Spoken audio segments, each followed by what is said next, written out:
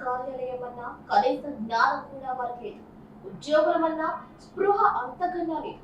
వ్యక్తిగత గొడవలతో సాక్షాత్తు ఒక ప్రభుత్వ కార్యాలయంలోనే ఇద్దరు బాహాబాహికి దిగారు. వారెవరూ మగవారనుకుంటే పప్పులో కాలేసినట్టే.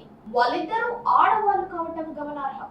వివరంలోకి వెళితే తోటపల్లి గూడూరు మండలంలోని వెలుగు కార్యాలయంలో బాధ్యత గల ఇద్దరు సీసీలు బూతు పురాణంతో దాడి చేసుకున్న సంఘటన మండలంలో చర్చనీయాంశంగా మారింది.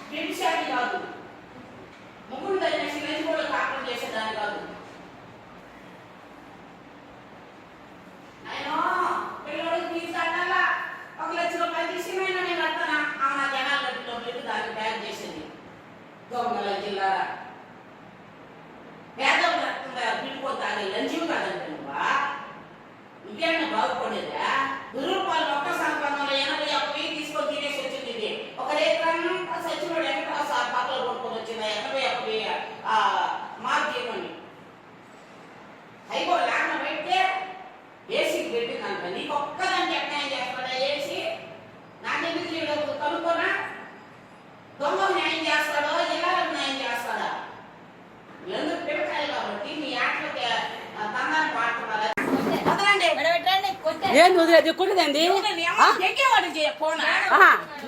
నువ్వు మనిషివే అసలు లంచా ఎంతమంది నీకు వీడియో పెడుతున్నావు